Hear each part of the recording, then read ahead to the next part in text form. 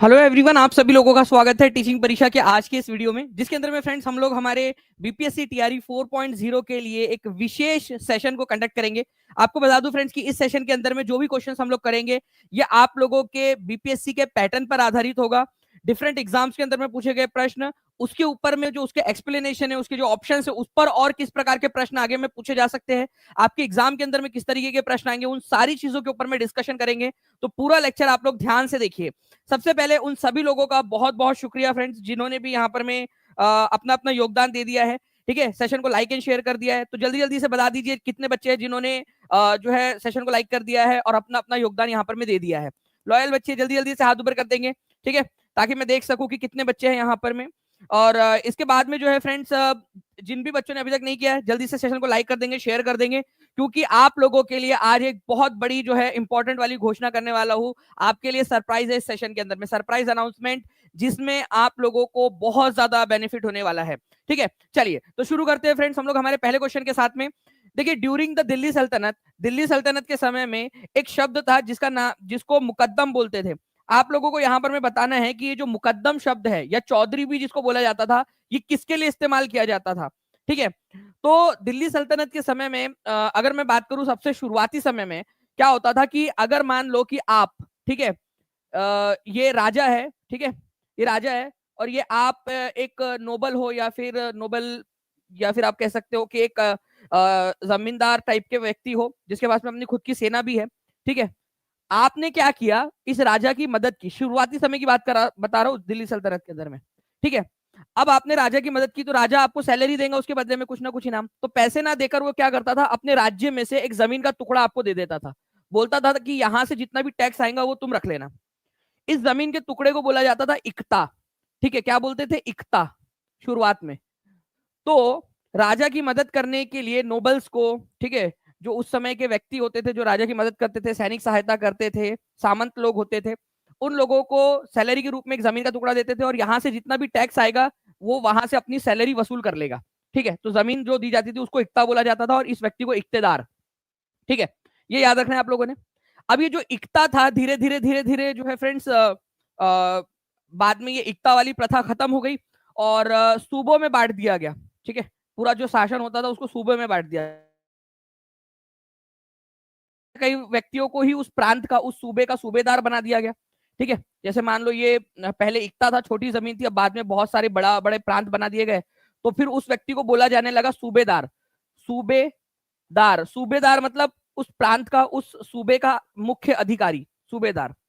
ठीक है, फिर ये जो सूबा हुआ करता था, ठीक है, ये बहुत सारे शिर्क में डिवाइडेड होता था।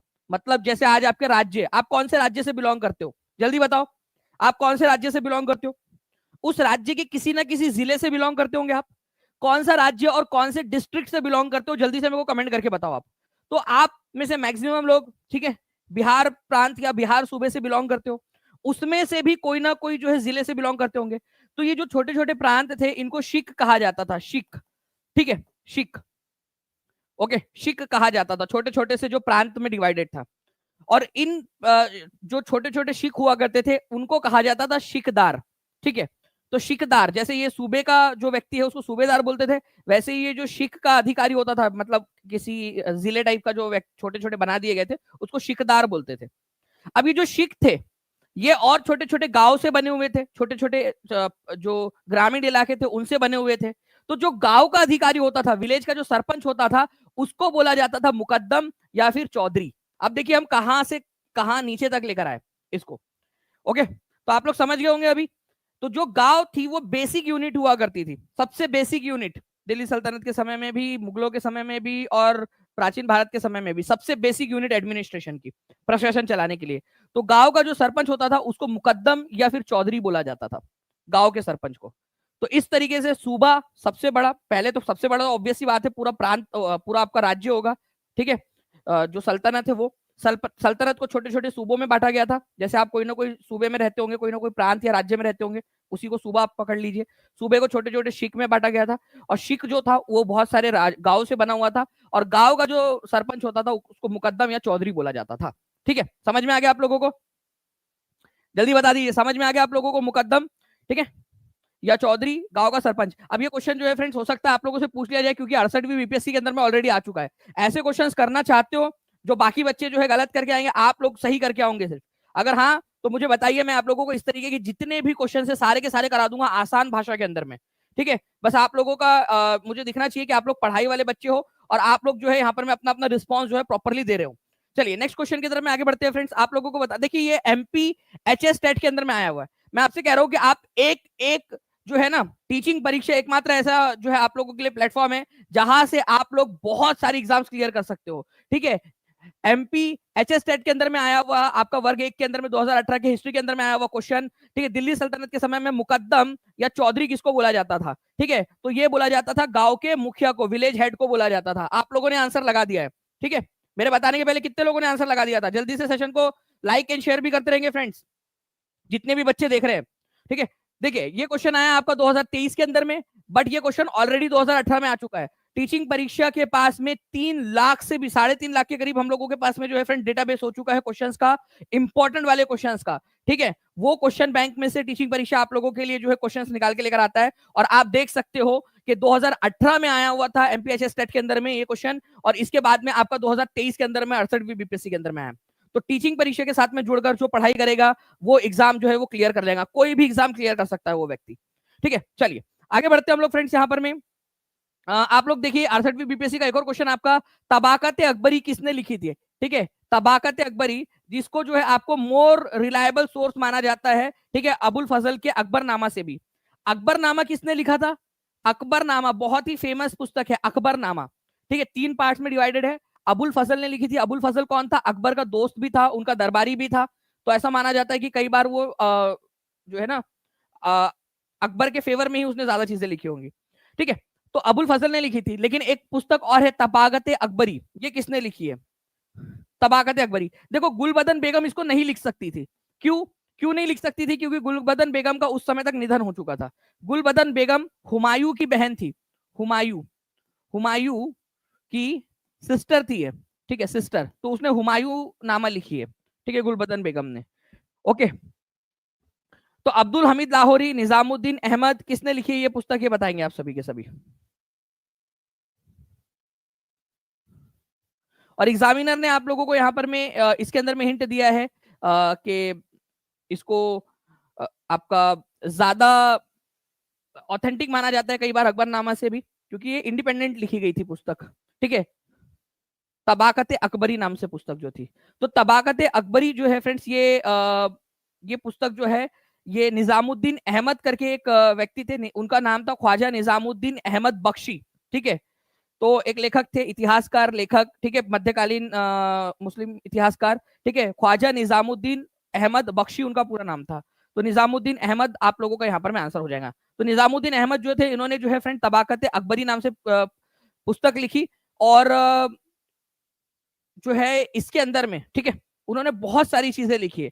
इसके अंदर में जो है उन्होंने अकबर के पूर्वजों के बारे में भी जानकारी दी है जो उस समय तक थी। ठीक है, और अकबर के समय काल के अंदर में भी जानकारी उन्होंने दी है। ठीक है, वो खुद अकबर के शासन काल के अंदर में मीर बख्शी के पद पर थे। मीर बख्शी का मतलब होता था आपका, ठीक है, जो सैनिकों का वेतन अधिकारी होता था, जो सैनिकों को पैसे वगैरह देने का, सैनिकों की सैलरी देने का जो काम करता था वो। बट इसकी जो पुस्तक है ना वो थोड़ा सा रिलायबल मानी जाती है एज कंपेयर टू अकबरनामा। तो आपने दो चीजें यहाँ पर मैं पढ़ी कि अकबरनामा किसने लिखी थी? अबुल फजल ने लिखी थी अकबरनामा। ठीक है, अकबर के समय काल में। और तबाकत अकबरी निजामुद्दीन अहमद ने। ठीक है, तो यहाँ पर में ख्वाजा निजामुद्दीन अहमद बख्शी पूरा नाम था उनका, निजामुद्दीन अहमद बख्शी भी आप लोग याद रख लोगे तो चल जाएगा।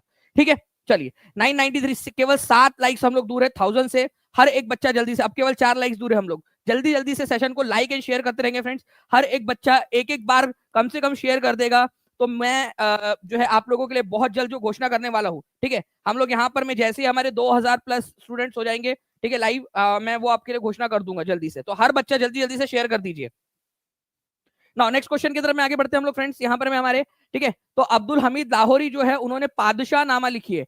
अब भाइयों और उन सभी की बहनों, ठीक है, यहाँ पर मैं एक बार पढ़ा रहा था तो एक बच्चा बोलता है कि सर ये कैसा नाम है सर, ये कौन सा नामा लिख दिया उन्होंने।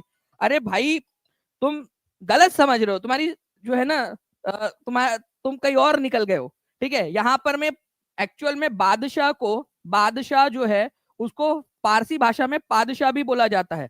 अब वो अलग वाला मतलब मत निकालो आप लोग, ठीक है, वो समझ जाओ, बादशाह पादशाह एक ही बात है। तो वो बादशाह नामा, बेसिकली वो बादशाह नामा लिखना चाह रहा था, फारसी भाषा में लिखा था। तो अब्दुल हमीद लाहौरी, ये बहुत ही इंपॉर्टेंट वाली पुस्तक है, ठीक है, बादशाह नामा, ये शाहजहां के समय काल के अंदर में लिखी गई थी, शाहजहां के समय काल के अंदर में, ठीक है, ओके, शाहजहां के समय काल के अंदर में इंपॉर्टेंट वाली पुस्तक है, ठीक है। अब्दुल हमीद लाहौरी ने लिखी थी शाहजहां के समय काल के अंदर में पादशाह नामा। अब मतलब आप मत समझना कि भाई शाहजहां का पेट खराब था या कुछ ऐसा, ऐसा कुछ नहीं था, ठीक है, वो बादशाह नामा लिखना चाह रहा था वो, ठीक है। चलिए, अबुल फजल जो है फ्रेंड्स, उन्होंने अकबर नामा लिखी है। और गुलबदन बेगम, मैंने आपको बताया कि गुलबदन बेगम ने हुमायूं नामा लिखी है। गुलबदन बेगम हुमायूं की कौन थी? हुमायूं की सिस्टर थी, ये याद रखना है। मैं आपको बताऊं, हुमायूं जो है ये बाबर का बेटा था। वो पियर्स की एड अगर आप लोगों ने देखी हो, ठीक है, बाबर का बेटा हुमायूं, ठीक है, हुमायूं का अकबर, बाबर का बेटा हुमायूं, हुमायूं का अकबर। तो बाबर का बेटा था हुमायूं, ठीक है, एक नंबर का चरसी, गंजेड़ी, ठीक है, इंसान था, नशे में डूबा रहता था, ठीक है, मतलब युद्ध वगैरह भी जीते उन्होंने, ठीक है, साथी अच्छे थे उनके, तो युद्ध भी जीते। इनको हराया था, आपको बताना चाहूंगा मैं, आपके शेरशाह सूरी ने हराया था उनको। जब वापस जीते तो वो लाइब्रेरी की सीढ़ियों से उतर रहे थे, उतरते उतरते थोड़ा सा पैर लड़खड़ाया, गिर गए, ठीक है, तो उनसे मृत्यु हो गई थी उनकी। तो उनकी जो आत्मकथा है वो उनकी सिस्टर ने लिखी, हुमायूं नामा, गुलबदन बेगम ने, ओके। तो इससे क्या सीखने मिलता है आप लोगों को? इससे ये सीखने मिलता है आप लोगों को कि भाई नशा वगैरह मत करो, ठीक है, गलत बात है। नाउ फ्रेंड नेक्स्ट देखिए, एफकेट के एग्जाम के अंदर में आया हुआ क्वेश्चन आपका, आईने अकबरी रिटन बाय अबुल फजल, ठीक है, आईने अकबरी जो है ना, ये आपको बता दूं अकबर नामा का ही पार्ट है, अकबर नामा, अकबर नामा जो है ना उसी का एक पार्ट है आईने अकबरी। तो आपको बताना है अबुल फजल के द्वारा आईने अकबरी जो लिखी गई थी, ठीक है, अरे यार मैंने तो आपको डायरेक्ट आंसर ही बता दिया, ठीक है, आईने अकबरी जो कि अबुल फजल के द्वारा लिखी गई, ये कौन सी पुस्तक का पार्ट है? ये मैंने डायरेक्ट आंसर ही बता दिया आप लोगों को, ठीक है। जल्दी से, केवल 1800 से ज्यादा बच्चे यहाँ पर में जुड़ चुके हैं केवल 12 मिनट के अंदर में। जल्दी से सेशन को लाइक एंड शेयर करते रहेंगे आप लोग, 2000 जैसे ही बच्चे होंगे वैसे मैं आप लोगों को जो है फ्रेंड्स ये इन्फॉर्मेशन देने वाला हूँ, ठीक है। आई थिंक हम लोगों ने वो लगा दिया है स्क्रीनशॉट्स या हमारे थंबनेल्स, प्लीज कंफर्म कर लीजिए एक बार, ओके।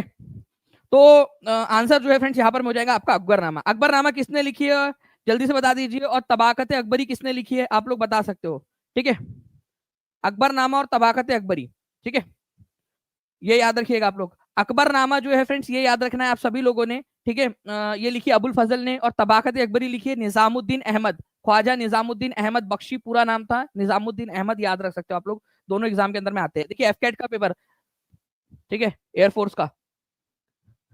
नाउ 68वीं बीपीएससी का एक और क्वेश्चन आप लोगों का, which of the following famous rulers founded a, ठीक है, suburban settlement of Nagalapuram near Vijayanagar in the name of his mother, ठीक है, अपने मम्मी के नाम पे, ठीक है, अपनी माता जी के नाम पे उन्होंने नागलापुरम नाम की एक जगह बसाई थी विजयनगर के पास में। विजयनगर कहां पर में भाई, आज विजयनगर एम्पायर जो है वो आपको पता होगा दक्षिण भारत के अंदर में, ठीक है, एक बहुत बड़ा साम्राज्य बना था, ठीक है, हरिहरन बुक्का, ये दो भाई थे, इन्होंने विजयनगर साम्राज्य बसाया था। तो उन्हीं में से किसी एक उनकी किसी एक वंशज ने बनाया होगा। तो विजयनगर जो एक्चुअली शहर भी था ना, विजयनगर शहर, ठीक है, ये आपको कर्नाटक में मिलेगा आपको। तो आपको बता रहे हैं कि किसने अपने जो है मदर के नाम पे नगालापुरम नाम की जगह बसाई थी, और ये एक्चुअल में आया हुआ क्वेश्चन है आप लोगों का, तो कभी भी पूछा जा सकता है आप लोगों से। अगर आप लोगों को पता हो फ्रेंड्स की विजयनगर साम्राज्य के अंदर में, ठीक है, अलग अलग राजवंशों ने शासन किया है। तो विजयनगर साम्राज्य के अंदर में तुलु राजवंश के जो है एक व्यक्ति हुए थे कृष्णदेव राय, ठीक है। आप लोगों में से कितने लोगों ने तेनाली रामा का नाम सुना है कभी ना कभी? जैसे अकबर के समय में बीरबल हुआ करते थे, ठीक है, अकबर के समय में बीरबल, वैसे ही कृष्णदेव राय के समय में तेनाली रामा हुआ करते थे। अगर कभी भी सुना हो आप लोगों ने, एक शो भी आता था सब टीवी के ऊपर में तेनाली रामा करके, तो उसमें कृष्णदेव राय का भी जो है वो एक पात्र दिखाया गया है। तो कृष्णदेव राय, ठीक है, बहुत ही फेमस शासक रहे हैं विजयनगर एम्पायर के। तो इनकी मम्मी के नाम पे इन्होंने, ठीक है, नगाला देवी के नाम पे उन्होंने जो है नगालापुरम नाम से एक शहर बनाया था, ठीक है। आप लोगों में से कितने लोग चाहते हैं, ठीक है, कि भाई वो भी अपने मम्मी पापा, ठीक है, या जिसके भी नाम से आप लोगों को बनाना है, एक शहर बसा दे पूरा का पूरा। ठीक है, ओके। तो नगालापुरम जो है फ्रेंड्स, ये याद रखना है आप लोगों ने। ये नगालापुरम शहर कृष्णदेव राय ने विजयनगर साम्राज्य के अंदर में अपने मम्मी के नाम पे बनाया था। ठीक है, चलिए, तो ये एक इंपॉर्टेंट पॉइंट है, इसको याद रखिएगा आप लोग। ओके, चलो। वहां पर में नगालापुरम मंदिर भी है, बड़ा फेमस मंदिर है नगालापुरम मंदिर। ठीक है, नगालापुरम में ही बनाया गया है। नगालापुरम नाम का शहर ही बसाया गया था विजयनगर साम्राज्य के राजा कृष्णदेव राय के द्वारा। एग्जाम में आया हुआ क्वेश्चन है, कभी भी रिपीट हो सकता है, तो प्लीज याद रखिए आप सभी के सभी। ठीक है, नाउ नेक्स्ट क्वेश्चन की तरफ में आगे बढ़ते हैं फ्रेंड। जल्दी से आप लोग एक बार सेशन को लाइक एंड शेयर जरूर करते रहेंगे, जितने भी बच्चे देख रहे हैं। ठीक है, अब मैं 2000 बच्चे हमारे क्रॉस हो चुके हैं। ठीक है, जितने बच्चे जिन्होंने सेशन को लाइक कर दिया, एक बार हाथ ऊपर कर देंगे। अब आप लोगों के लिए एक पहला सरप्राइज। ठीक है, पहला आप लोगों के लिए घोषणा मैं आपको बता दूं फ्रेंड्स। ठीक है, आप लोगों का एक क्वेश्चन यहाँ पर मैं लगा दिया गया है। सबसे पहले तो बिहार पुलिस एसआई के द्वारा, देखिए टीम कितनी प्रॉम्प्ट है हमारी। ठीक है, क्वेश्चन बैंक देखिए कितना विशाल है हमारे पास में। ठीक है, कृष्णदेव राय ने विजयनगर के पास अपनी माँ के नाम पर किस उपनगरीय शहर की स्थापना की थी? ठीक है, हम्पी की, नागल की, बरार की, ठीक है, नगालापुरम की, बताइए किस शहर की स्थापना की थी? और ये बिहार पुलिस एसआई मेंस के अंदर में आया हुआ क्वेश्चन है। ठीक है, अगर आप चाहते हो कि ऐसे ही सारे क्वेश्चंस आप लोगों को करवा दिए जाए, तो हर एक बच्चे ने सेशन को शेयर कर देना है, ताकि ऐसा ना हो कि केवल आपके लाइक और आपके शेयर की वजह से जो है वो चीजें रह जाए। तो आपकी पर्सनल रिस्पॉन्सिबिलिटी है। देखिए, तो नगालापुरम जो है फ्रेंड्स ये बसाया था। अब आप देख लीजिए, बिहार एसआई का क्वेश्चन है आप लोगों का 24 अप्रैल 2022 की शिफ्ट में आया हुआ, कभी भी पूछा जा सकता है। और टीचिंग परीक्षा के पास में 3.5 लाख क्वेश्चन का जो है बैंक क्वेश्चन बैंक बनाया गया। बहुत ज्यादा खर्च हुआ है, अराउंड जो है फ्रेंड्स हम हमारा अब तक का उसके ऊपर में, ठीक है, करीब 40 से 50 लाख का खर्च हो चुका है उन क्वेश्चंस को क्यूरेट करने के अंदर में, उसको इकट्ठा करने के अंदर में, आप लोगों के लिए प्रेजेंटेबल बनाने के लिए। ठीक है, तो पूरा का पूरा आप लोगों को जो है आप लोगों के फायदे के लिए, आप लोगों के जो है आपकी बेहतर एग्जाम की प्रिपरेशन के लिए उसको इस्तेमाल किया जाएगा अभी। ठीक है, तो D is the correct answer. Now अब देखिए फ्रेंड्स, फर्स्ट आप लोगों के लिए इंफॉर्मेशन, जनवरी फरवरी के, ठीक है, मैंने आप लोगों के लिए करंट अफेयर की क्लास ली थी। एक उसका पार्ट और लेंगे हम लोग, पिछला वाला जो सेशन हुआ था उसके इंपॉर्टेंट क्वेश्चंस की रिवीजन भी कराऊंगा। और साथ ही साथ इस बार और ज्यादा जो अपडेट्स आई है, ठीक है, आप लोगों के लिए जितनी भी अपडेट्स और आई है, जैसे नवीन चावला जी है, उनका निधन हो गया। आप लोगों से पूछा जा सकता है नवीन चावला कौन थे? तो नवीन चावला जी जो है फ्रेंड्स हमारे भारत के मुख्य चुनाव आयुक्त रहे हुए हैं। ठीक है, 2009 का इलेक्शन उनके नेतृत्व में हुआ था। ठीक है, 16वें नंबर के मुख्य चुनाव आयुक्त थे। उन्होंने जो है फ्रेंड्स बहुत सारी चीजें की, जो थर्ड जेंडर है, ठीक है, मतलब मेल फीमेल और अन्य, वो जो जोड़ा गया है इलेक्शन का, जब आप फॉर्म भरते हो तो वो नवीन चावला जी के समय में जोड़ा गया था। तो उनका निधन हो गया अभी हाल ही में। ठीक है, तो वो कौन थे, ये क्वेश्चन बन सकता है आप लोगों से, कौन से नंबर के मुख्य चुनाव आयुक्त थे, ये क्वेश्चन। तो ऐसे जितने भी क्वेश्चन है वो सारे के सारे जो है फ्रेंड्स आप लोगों के, और जो भी बड़ी बड़ी अपडेट्स हुई है बिहार से रिलेटेड, ठीक है, वो सारी की सारी चीजें मैं आपको करवाने वाला हूँ। ओके, तो जो भी स्कीम लॉन्च हुई है बिहार के अंदर में क्या मिला है, और अभी जो है उड़ीसा के अंदर में बुद्ध की जो है एक मूर्ति मिली है, बहुत बड़ा उनका एक हेड स्ट्रक्चर मिला है, वो सारी की सारी चीजें जो है हम लोग करने वाले हैं आप लोगों का ये करंट अफेयर की क्लास के अंदर में। तो एक क्लास सब खल्लास आप लोगों का, ठीक है, संडे के दिन सुबह 5 बजे क्लास होने वाली है। अलार्म लगा के रख लीजिए आप सभी के सभी, हर कोई लगा के रख लेगा अलार्म। ठीक है, लाइक भी कर दी सर मैंने, तो तबस्सुम परवीन बोल रहे कि उन्होंने लाइक भी कर दिया उस सेशन को, क्या बात है। देखिए, तो जितने भी बच्चे हैं, ठीक है, सेशन को लाइक करके आप लोग वहां पर में उस सेशन को क्या कर देंगे, नोटिफाई मी का बटन दबा देंगे। तबस्सुम परवीन ने भी जैसे लाइक कर दिया है। आगे बढ़ते हम लोग फ्रेंड्स, यहाँ पर में 68वीं बीपीएससी का क्वेश्चन, और एक सरप्राइज है आपके लिए। जैसे ही 2500 बच्चे हो जाएंगे, ठीक है, एक और अपडेट आप लोगों के लिए दूंगा। तो जल्दी जल्दी से सेशन को शेयर करते रहेंगे आप सभी के सभी। ठीक है, 2200 के करीब हम लोग यहाँ पर में बच्चे जुड़ चुके हैं। जल्दी जल्दी से सेशन को शेयर कर दीजिए, ताकि हम इसी तरीके से आप लोगों के लिए एक और जो दूसरा सरप्राइज है वो आज ही मैं आपको दे सकूं। Who among the following headed the two जो है border commission setup to demarcate the international boundaries between India and Pakistan in 1947? अरे कुछ भी नहीं है, यहाँ पर में सिंपल सी बात बोली गई है कि 1947 के अंदर में भारत और पाकिस्तान के बीच में जो सीमा बनाई गई थी, अंतरराष्ट्रीय सीमा, ठीक है, वो किसने डिसाइड की थी? ओके, तो बहुत सिंपल क्वेश्चन है ये, बहुत ज्यादा सिंपल क्वेश्चन। मैं आप लोगों को बताना चाहूंगा फ्रेंड्स कि भारत और पाकिस्तान की जो सीमा बनाने का जो श्रेय दिया गया था वो किसको दिया गया था? सिरिल रेडक्लिफ को। रेडक्लिफ लाइन बोला जाता है, इंडिया और पाकिस्तान के बीच की जो लाइन है उसको रेडक्लिफ लाइन बोलते हैं, क्योंकि सिरिल रेडक्लिफ नाम के जो व्यक्ति थे उन्होंने ये जो है उनके अंदर में जो है सीमा आयोग गठन किया गया था, और भारत और पाकिस्तान में मतलब कौन सा हिस्सा पाकिस्तान का होगा कौन सा हिस्सा भारत का होगा इन्होंने डिसाइड किया था। और आप लोगों को एक फन फैक्ट बताऊं मैं आप लोगों को एक चीज, ठीक है, ये व्यक्ति भारत में पहली बार आया था। अंग्रेजों की देखिए आप लोग यहां पर में कितनी होशियारी उनकी। Cyril Radcliffe no doubt Britain के अंदर में बहुत बड़े और जो है विद्वान व्यक्ति थे, लेकिन भारत में पहली बार आए थे।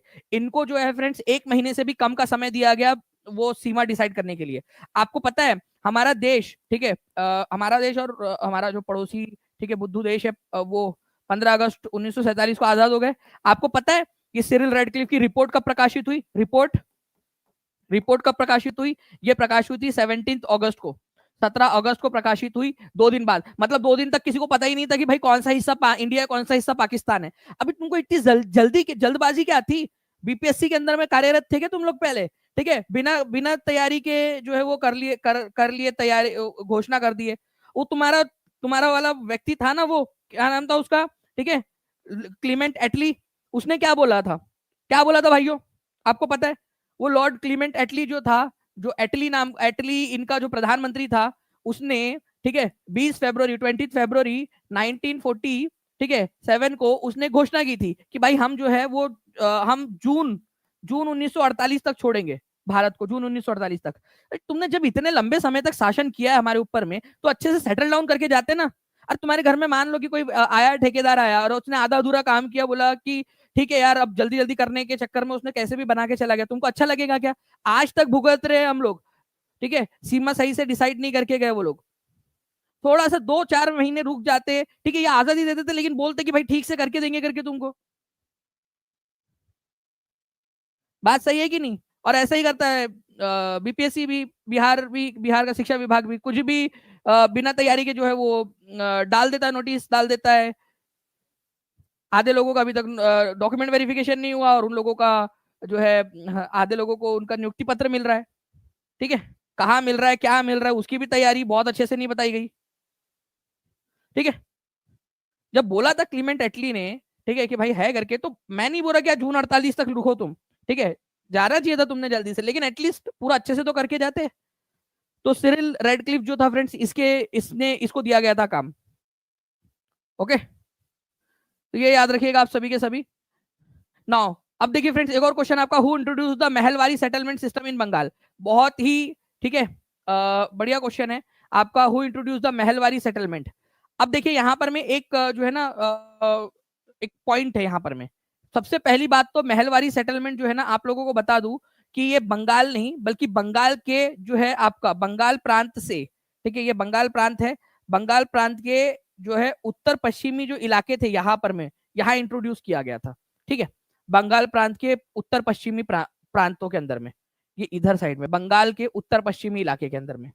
ओके, महलवारी, महलवारी का महल का मतलब ही होता है यहाँ पर में गांव, ठीक है, गांव जहां से जो है एक राजस्व इकट्ठा किया जाता है। महलवारी सेटल के अंदर में गांव का जो मुखिया होता था उसको बोला गया कि तुम टैक्स इकट्ठा करो और हमको ला कर दो, ठीक है। तो महलवारी सेटलमेंट जो है फ्रेंड्स, ये किसने किया था इंट्रोड्यूस? तो हॉल्ट मैकेजी नाम का एक अधिकारी था, उसने किया था महलवारी सेटलमेंट, ठीक है, पंजाब बंगाल प्रांत के उत्तर पश्चिमी प्रांत के अंदर में, ठीक है। तो हॉल्ट मैकेजी ने महलवारी सेटलमेंट जो है वो इंट्रोड्यूस किया था, ये याद रखना था आप लोगों ने, महलवारी सेटलमेंट हॉल्ट मैकेजी, ठीक है। और वही अगर मैं बात करूं आप लोगों से कॉर्नवालिस की, तो इसने परमानेंट सेटलमेंट लेकर आया था, परमानेंट, ठीक है, परमानेंट सेटलमेंट, परमानेंट सेटलमेंट, स्थायी बंदोबस्त कौन लेकर आया था? लॉर्ड कॉर्नवालिस, ठीक है।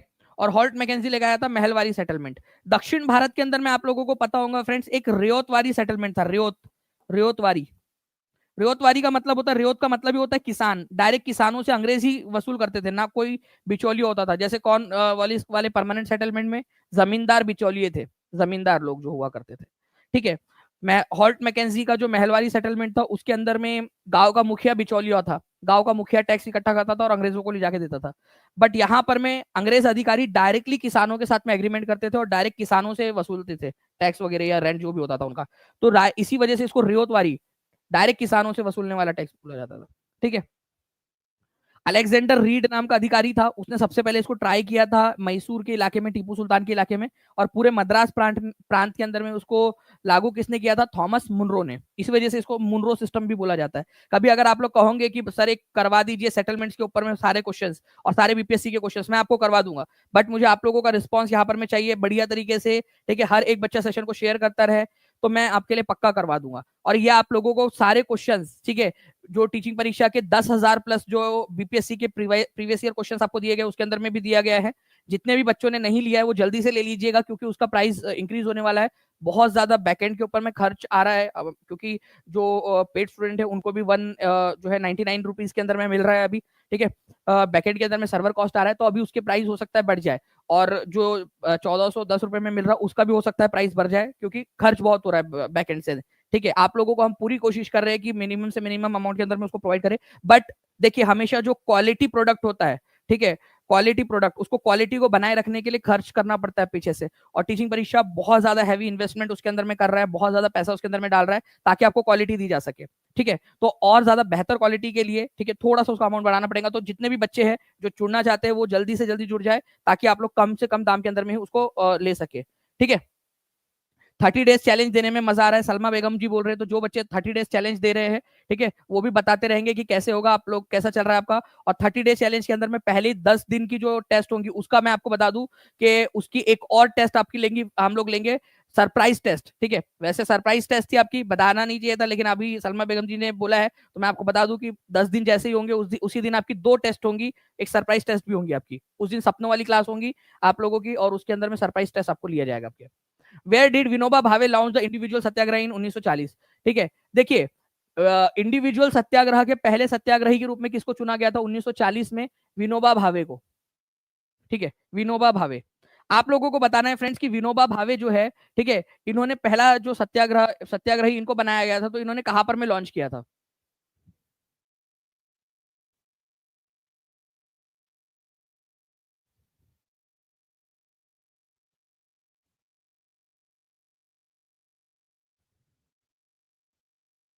ठीक है, तो देखिए फ्रेंड, जो विनोबा भावे थे पहले सत्याग्रही, उन्होंने मैं आपको बता दूं, महाराष्ट्र के अंदर में एक गांव है जिसका नाम है पावनार करके। ठीक है, तो पावनार नाम की जगह है महाराष्ट्र के अंदर में, वहां से इन्होंने इसको स्टार्ट किया था। ठीक है, वहां पर में इंडिविजुअल सत्याग्रह का मतलब क्या था कि भाई वो व्यक्ति खुद जाए, ठीक है, वहां पर में अलग अलग जगह पे, और अलग अलग जगह पे जाके इंडिविजुअली जाकर प्रचार प्रसार करे, भारत की जो आजादी है, भारत के जो अधिकार है, उनका प्रचार प्रसार करे। ठीक है, कोई मास लेवल का कोई मूवमेंट ना हो। ठीक है, जैसे नॉन कॉपरेशन मूवमेंट हुआ था, भारत छोड़ो आंदोलन हुआ, ठीक है, सिविल डिसोबीडियंस मूवमेंट हुआ, उसकी तरह कोई बड़े लेवल पे नहीं हुआ था। इंडिविजुअल मतलब खुद जाकर व्यक्ति अलग अलग। ठीक है, तो पहले नंबर पे जो विनोबा भावे थे, उन्होंने पावनार नाम की जो जगह है वहां पर में इसकी शुरुआत की थी। ठीक है, और कौन थे पहले नंबर पे? विनोबा भावे थे, ये याद रखना है। दूसरे नंबर पे जवाहरलाल नेहरू, फिर ब्रह्मदत्त थे। ठीक है, who among the following first started individual satyagraha in 1940? तो पहले सत्याग्रही कौन कौन थे? किसको गांधी जी ने बोला था कि पहले जाओ? बिहार पुलिस एसआई के अंदर में आया हुआ क्वेश्चन आपका, 17 दिसंबर 2023 का क्वेश्चन। ठीक है, 2500 से ज्यादा बच्चे जुड़ चुके हैं। मैं टीम से रिक्वेस्ट करूंगा कि प्लीज जो हमारा सेकंड सरप्राइज है, ठीक है, उसकी स्लाइड लगा दी जाए।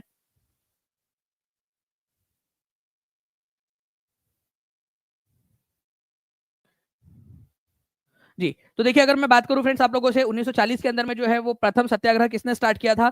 महात्मा गांधी, विनोबा भावे, जवाहरलाल नेहरू, राजेंद्र प्रसाद। तो विनोबा भावे ने। अच्छा, कहां से स्टार्ट किया था? तो प्लीज इसको याद रख लीजिएगा आप लोग। ठीक है, पावनार, महाराष्ट्र में। एक बार लिख दो विनोबा भावे, एक्स्ट्रा इन्फॉर्मेशन आपके मेमोरी के अंदर में स्टोर होता रहेगा। ठीक है, पावनार नाम की जगह है, पावनार। ठीक है, महाराष्ट्र के अंदर में, पावनार महाराष्ट्र के अंदर में उन्होंने स्टार्ट किया था, पहले सत्याग्रही थे ये। ठीक है, सेकंड नंबर के जवाहरलाल नेहरू थे, थर्ड नंबर के थे ब्रह्मदत्त। तो व्यक्तिगत जो है सत्याग्रह शुरू किया था आचार्य विनोबा भावे ने। ठीक है, विनोबा भावे जी के बारे में मैं पूरा का पूरा जो हम लोग पेड क्लास में सेशन करने वाले हैं ना, व्यक्ति विशेष, ये एक नया यूनिक एक्सपेरिमेंट हम करेंगे टीचिंग परीक्षा के टीआरई 4.0 के बैच के अंदर में।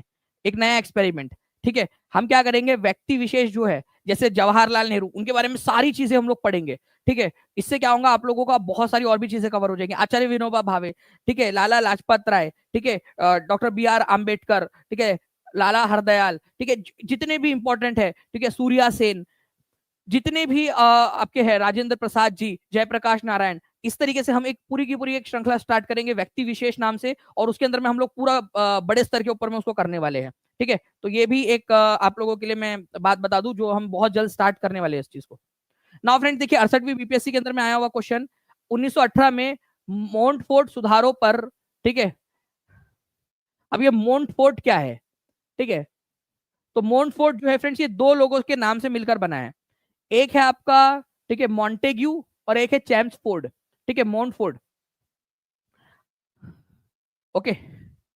तो मोंटफोर्ट सुधारों पर कांग्रेस ने एक महत्वपूर्ण रुख अपनाया, जिसके कारण पुराने उदारवादी अवशेष सप्रू, जयकर और चिंतामणि टूट गए, जिन्होंने गठन किया। ठीक है, तो बताइए यहाँ पर में कि मॉन्टफोर्ट या मॉन्टेग्यू चैम्सफोर्ड रिफॉर्म्स जो हुआ था 1918 में, ये मॉन्टफोर्ट रिफॉर्म्स आया था, और इसी रिफॉर्म्स ने बाद में जाकर गवर्नमेंट ऑफ इंडिया एक्ट 1919 का रूप ले लिया। मतलब यही जो है गवर्नमेंट ऑफ इंडिया एक्ट 1919 बन गया। ठीक है, तो उन्होंने कौन सी जो है संस्था की स्थापना की थी इन्होंने?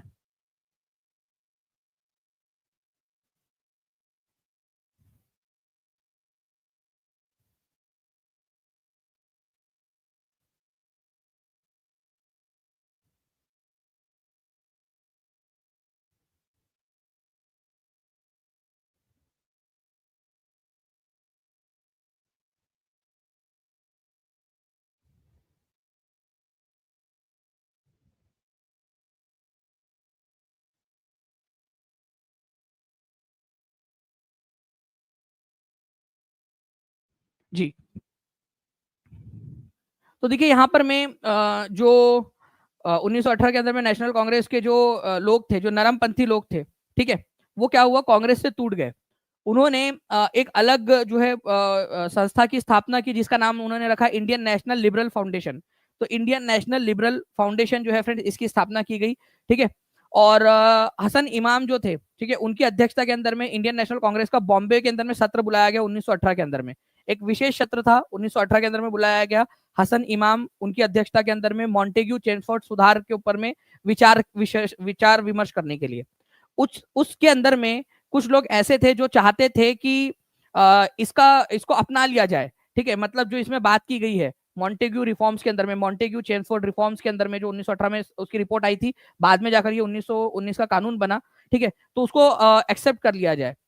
तो जो ओल्ड लिबरल लोग थे, जैसे, ठीक है, सप्रू साहब, जयकर, चिंतामणि, इन लोगों ने क्या किया, इसको एक्सेप्ट कर लिया, और इन्होंने क्या किया, अलग एक गुट बना लिया, इंडियन नेशनल लिबरल फेडरेशन।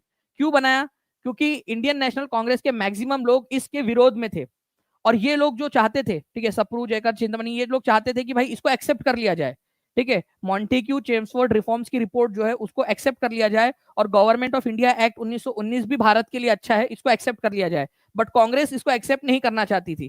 ठीक है, कांग्रेस उसको एक्सेप्ट नहीं करना चाहती थी, तो इन्होंने क्या किया था, इंडियन नेशनल लिबरल फेडरेशन नाम से एक और संगठन बना लिया था। ये लोग कांग्रेस से अलग नहीं हो गए थे, ऐसा नहीं हो कि कांग्रेस छोड़ दी इन्होंने, कांग्रेस के अलावा इन्होंने इंडियन नेशनल लिबरल फेडरेशन का भी गठन कर दिया। ठीक है, तो इंडियन जो नेशनल लिबरल फाउंडेशन है, इसकी स्थापना कब हुई थी? 1919 के अंदर में हुई थी। क्यों हुई थी? कि मॉन्टेग्यू चेम्सफोर्ड, मॉन्टफोर्ट इसलिए बोलते हैं क्योंकि मॉन्टेग्यू और चेम्सफोर्ड इन्होंने मिलकर बनाई थी। लॉर्ड मॉन्टेग्यू हमारे भारत के सचिव थे, भारत के मामलों के मंत्री ब्रिटेन में, और लॉर्ड चेम्सफोर्ड भारत के वायसराय थे, तो इन दोनों ने मिलकर बनाया था। ठीक है, आप लोगों को पता है ना कि आजकल एक चलन चला हुआ है कि मान लो कि रणबीर कपूर और आलिया भट्ट की शादी हो गई, तो एक जो है उनका एक मिला के नाम बना दिया जाता है। ठीक है, और विराट कोहली और अनुष्का शर्मा की शादी हो गई, तो विरुक्षा बना दिया गया।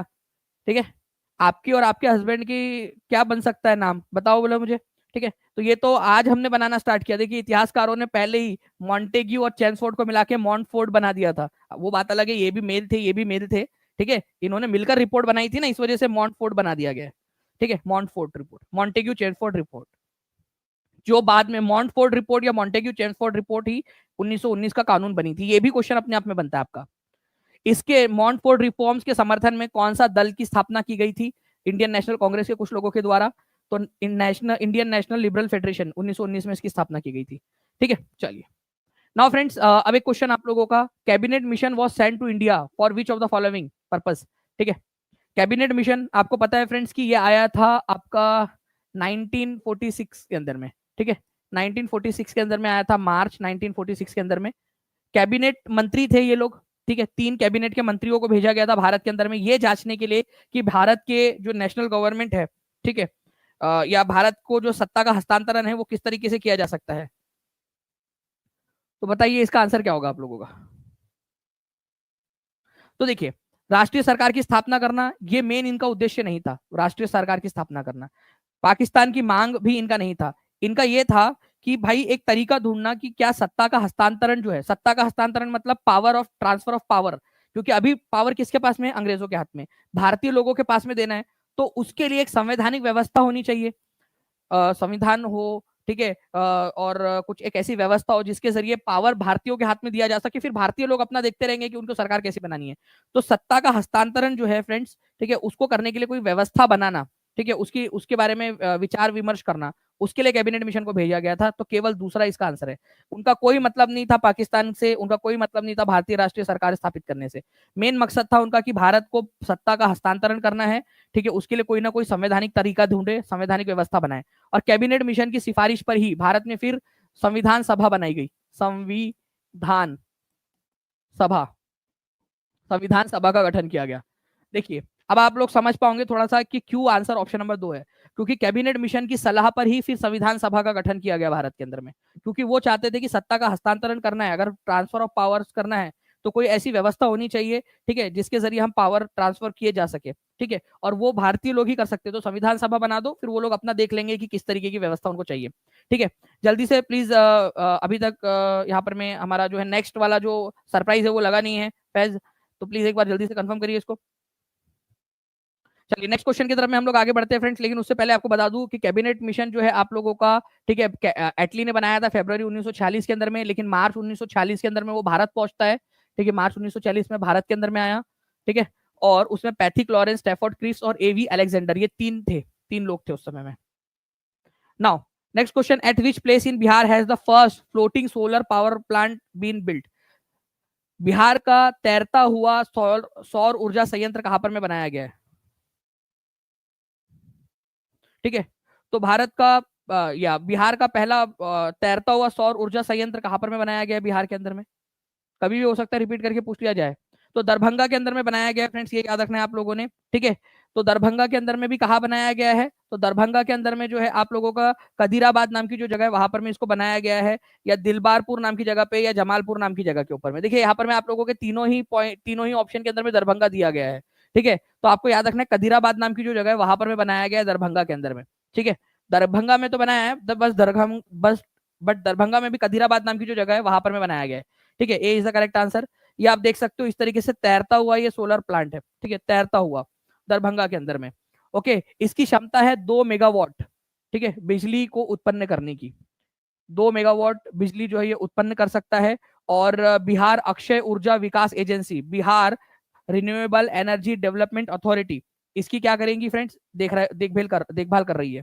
ठीक है, ब्रेडा, BREDA, तो Bihar renewable energy development authority, Bihar Akshay Urja Vikas agency जो है इसकी देखरेख कर रही है। ठीक है, और दरभंगा के अंदर में बिहार का पहला ये फ्लोटिंग या तैरता हुआ सोलर प्लांट है ये आप लोगों का, ये याद रखना आप लोगों ने।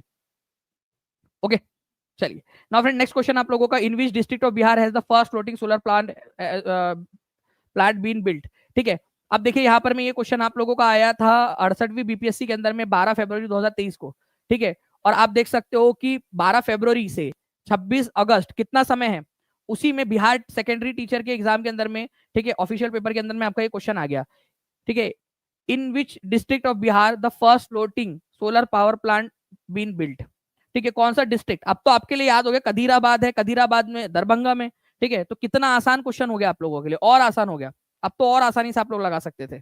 जल्दी जल्दी से सेशन को लाइक करते रहेंगे फ्रेंड, जितने भी लोग देख रहे हैं। अगर आप चाहते हो कि ऐसे ही और भी क्वेश्चंस आप लोगों के लिए बनते रहे, मैं आपको बता दूं कि जितने भी बच्चे देख रहे हैं, अगर आप चाहते हो कि प्रीमियम कंटेंट के साथ में आप लोग जुड़े टीचिंग परीक्षा के, तो आप लोगों को नीचे में नंबर चल रहा होगा फ्रेंड, 7611101101 या 9697884444, उस नंबर पे कॉल या व्हाट्सएप कर सकते हो, या टीचिंग परीक्षा के एप्लीकेशन में चले जाइए आप लोग, वहां पर मैं आप लोगों को डायरेक्टली, ठीक है, आपको पता चल जाएगा कि किस तरीके से कौन सा कोर्स आपको लेना है। बहुत ही सिंपल है, ठीक है, बहुत सिंपल प्रक्रिया है। स्टोर में जाना है, जो भी कोर्स आपको चाहिए वो आप सेलेक्ट करोगे और आप उसमें जुड़ जाओगे। नाउ आगे बढ़ते हैं हम लोग हमारे नेक्स्ट क्वेश्चन की तरफ में, ठीक है। बताइए, विच of the following state of India border with maximum district of Bihar, ठीक है, कौन सा वाला राज्य है जो बिहार के मैक्सिमम डिस्ट्रिक्ट के साथ में अपनी सीमा साझा करता है, ठीक है, कौन सा वाला राज्य जो अपने बिहार की सबसे ज्यादा राज्यों के साथ जो है सबसे ज्यादा डिस्ट्रिक्ट्स के साथ में करता है। देखिए फ्रेंड्स, अगर मैं बात करूं पश्चिम बंगाल की, तो पश्चिम बंगाल 3 जो डिस्ट्रिक्ट है बिहार के, ठीक है, उनके साथ में अपनी सीमा साझा करता है, ठीक है। उत्तर प्रदेश करता है 8 डिस्ट्रिक्ट के साथ में, ठीक है, उत्तर प्रदेश 8 डिस्ट्रिक्ट के साथ में, और उड़ीसा तो करता ही नहीं, ठीक है, उड़ीसा तो करता ही नहीं। तो आंसर क्या हो जाएगा आप लोगों का, ठीक है, आंसर आप लोगों का क्या हो जाएगा?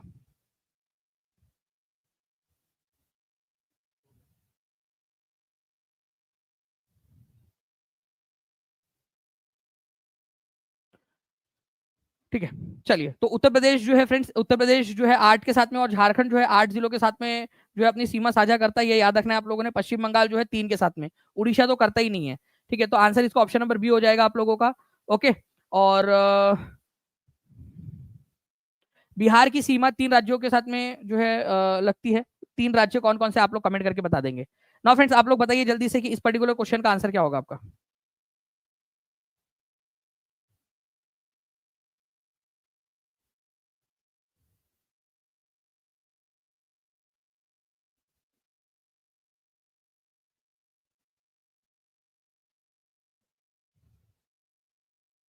चलिए, अब आप लोगों के लिए जो है फ्रेंड्स, मैं यहाँ पर मैंने लगा दिया है जो आपका नेक्स्ट वाला जो सरप्राइज था आप लोगों का। आप लोग तैयार रहिए, ठीक है, दिल थाम के तैयार रहिए नेक्स्ट वाले सरप्राइज के लिए। The holy river Falgu flowing in Bihar is formed by which two of the following rivers confluence. आपको बता रहे हैं कि कौन से 2 नदियों से मिलकर बनती है फाल्गु नदी, ठीक है। तो फाल्गु नदी जो है फ्रेंड्स बिहार के अंदर में 2 स्ट्रीम से मिलकर बनती है, एक है मोहाना नदी और एक है लीलाजन नदी, ठीक है। डायरेक्ट क्वेश्चन बनेगा आपका, बार बार पूछा जाने वाला क्वेश्चन नहीं है आप लोगों का।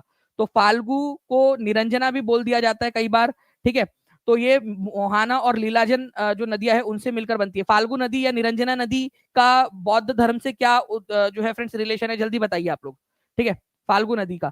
क्योंकि आप लोगों को पता होना चाहिए कि इसी इसी नदी के किनारे के ऊपर में जो है आप लोगों को पता है कि जो गौतम बुद्ध है, ठीक है, बोध गया के किनारे पे, बोध गया से भी जाती है ये नदी, ठीक है। तो बोध गया के अंदर में, ठीक है, आपको पता है बोध गया के अंदर में इसी नदी के किनारे के ऊपर में गौतम बुद्ध को निर्वाण जो है ज्ञान की प्राप्ति हुई थी गौतम बुद्ध को। चलिए, इस क्वेश्चन का आंसर कर दीजिए। Eight which of the following places in Bihar were tea garden establish for the first time, ठीक है, टी गार्डन बनाया गया बिहार के किस इलाके के अंदर में टी गार्डन बनाया गया है।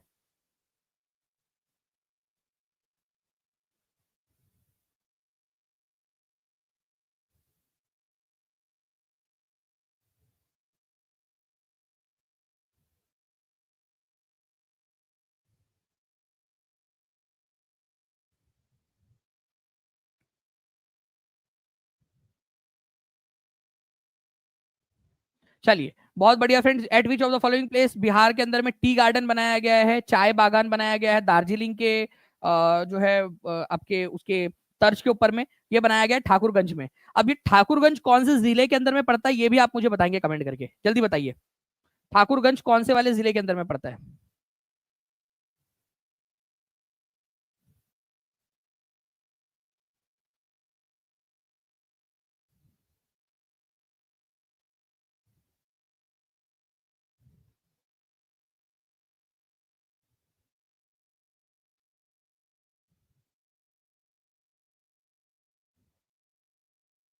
चलिए, तो ठाकुरगंज जो है फ्रेंड्स आप लोगों ने याद रखना है कि किशनगंज जिले के अंदर में पड़ता है, ठीक है, किशनगंज जिले के अंदर में पड़ता है, ठीक है।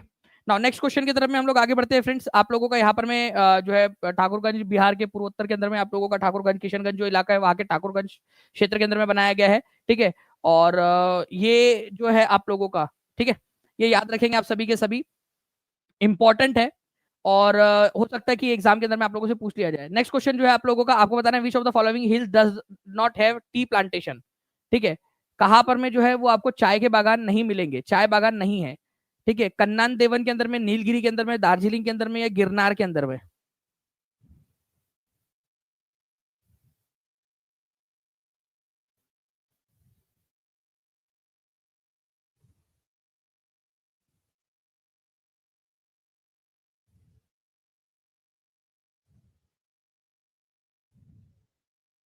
जी, तो देखिए फ्रेंड्स, यहाँ पर मैं आप लोगों को बता दूं कि जितने भी इलाके यहाँ पर मैं आप लोग देख पा रहे हो, उनमें से एक जो इलाका है वो है गिरनार। गिरनार की जो पहाड़ी है ये आप लोगों को मिलेंगी गुजरात के अंदर में। और गुजरात के अंदर में वो इलाका, वो है ही नहीं व्यवस्था गुजरात के अंदर में कि वहां पर में चाय का उत्पादन किया जा सके, गिरनार की पहाड़ियां। तो यहाँ पर में गुजरात के अंदर में चाय का उत्पादन नहीं होता है। ठीक है, गिरनार की पहाड़ियों के अंदर में। ओके, तो गिरनार की पहाड़ियां वो इलाका है जहां पर में चाय के बागान नहीं है आप लोगों के। आपका दार्जिलिंग के अंदर में चाय हो सकती है, नीलगिरी की पहाड़ियां जो है दक्षिण भारत के अंदर में, वहां चाय उगाई जा सकती है, कन्नन देवन जो है वहां पर में उगाई जा सकती है। लेकिन ये जो दार्जिलिंग है वहां पर में ये नहीं उगाया जा सकता, ये याद रखना है आप सभी लोगों ने। ठीक है,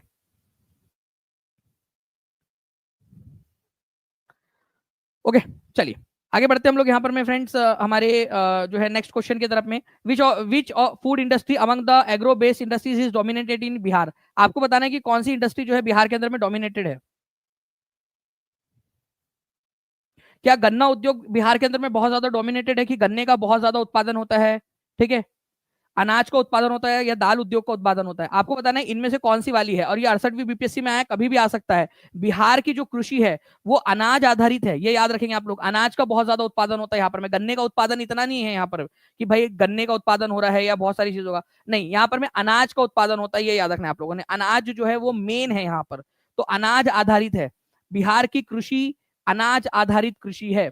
ठीक है, अनाज अनाज उगाया जाता है यहाँ पर, आपके दाल चावल, ये आपके जो चावल है, गेहूं है, ये सारी चीजें यहाँ पर में उगाई जाती है ज्यादातर, ना कि जो है आपका शुगर केन या फिर पल्स। ठीक है, तो ये याद रखेंगे आप सभी के सभी। बिहार की इंडस्ट्री अनाज आधारित उद्योग है, बिहार की कृषि आधारित उद्योग अनाज आधारित उद्योग है, अनाज आधारित उद्योग। ठीक है, चलिए, which type of industries have potential and possibilities in Bihar. ठीक है, अब देखिए 64वीं जो ये आपका 68वीं बीपीएससी के अंदर में आया था क्वेश्चन, ये 64वीं बीपीएससी के अंदर में आया। कृषि आधारित उद्योग, वन आधारित उद्योग, रेत खनन उद्योग, कौन सा वाला जो है बिहार के अंदर में बहुत ज्यादा उसमें पोटेंशियल है और पॉसिबिलिटीज है। आपको बता दूं फ्रेंड्स कि बिहार के अंदर में सैंड माइनिंग इतनी ज्यादा नहीं हो सकती। ठीक है, क्योंकि आपको पता है कि वहां पर में अगर समुद्री किनारा होता तो ज्यादा सैंड माइनिंग हो सकती थी वहां पर में। ठीक है, लेकिन सैंड माइनिंग इतनी ज्यादा नहीं होती है। ठीक है, वन आधारित उद्योग बिहार के अंदर में बहुत कम जो है फ्रेंड्स वन है। आप लोगों को पता है कि अगर हमारे भारत का जो एवरेज है, ठीक है, अगर अभी हम लोग ट्राई कर रहे हैं कि 25% के करीब करीब हम पहुंच गए, और 33% हमको पहुंचाना है पूरे भारत के एरिया का वन। ठीक है, बिहार के अंदर में 7-8 के बीच में ही झूल रहा है, 7-8, पूरे बिहार का केवल 7 से 8% फॉरेस्ट है। ठीक है, कृषि इंडस्ट्री के अंदर में बहुत ज्यादा पोटेंशियल है बिहार में। अगर आपको जो है सही तरीके से ध्यान दिया जाए किसान कृषि के ऊपर में, तो बिहार में कृषि आधारित उद्योग को बहुत ज्यादा बढ़ावा दिया जा सकता है।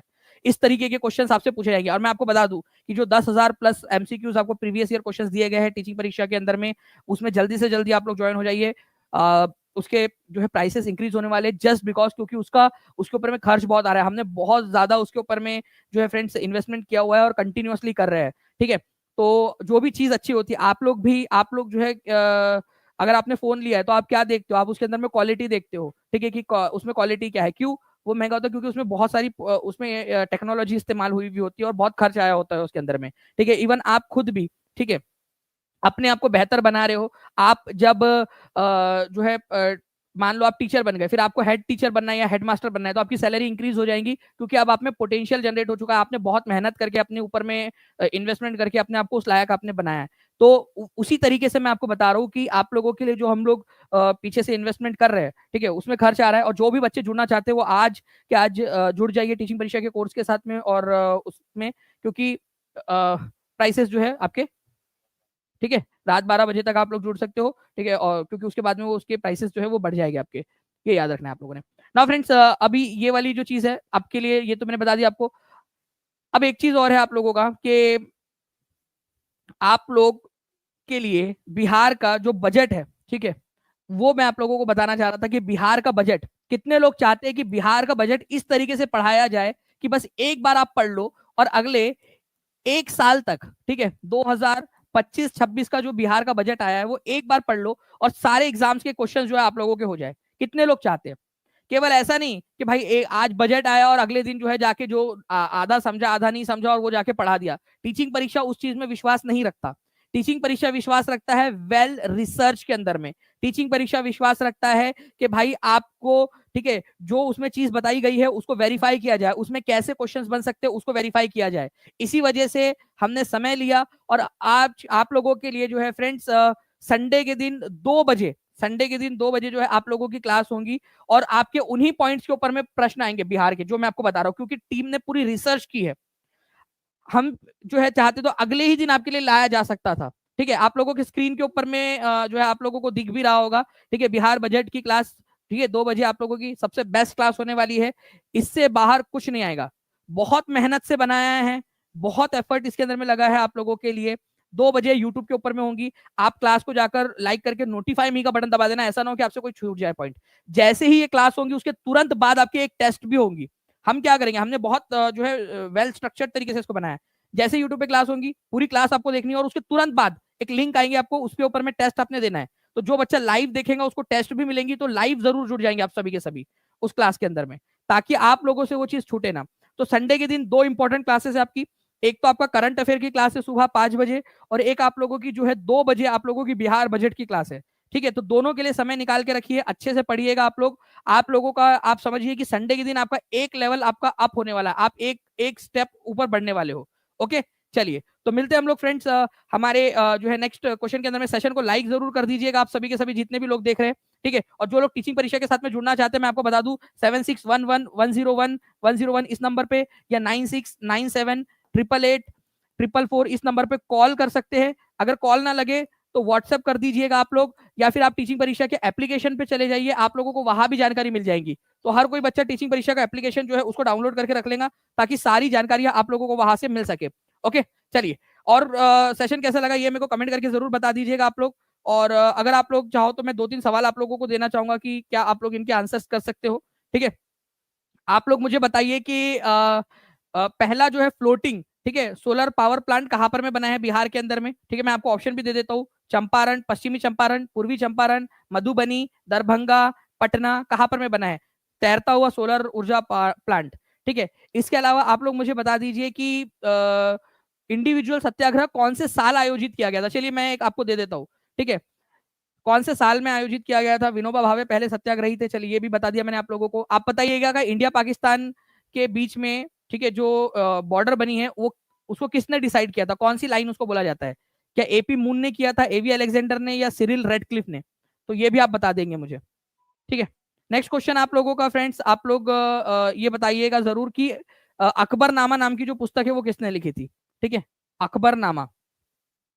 ओके, चलिए, बाकी हम लोग जो है फ्रेंड्स मिलते हैं हमारे नेक्स्ट क्लास के अंदर में। तब तक के लिए आप इस सेशन को एक बार शेयर जरूर कर दीजिएगा, जहां भी शेयर कर सकते हो। सेशन को लाइक कर दीजिएगा जिन लोगों ने भी सेशन को लाइक नहीं किया, और चैनल को सब्सक्राइब करना ना भूले। जितने भी बच्चे चैनल को सब्सक्राइब जरूर कर देंगे, ताकि कोई भी चीज आप लोगों से मिस ना हो। ओके, चलो, thank you very much friends, take care and bye, God bless you all, thank you very much, bye, thank you.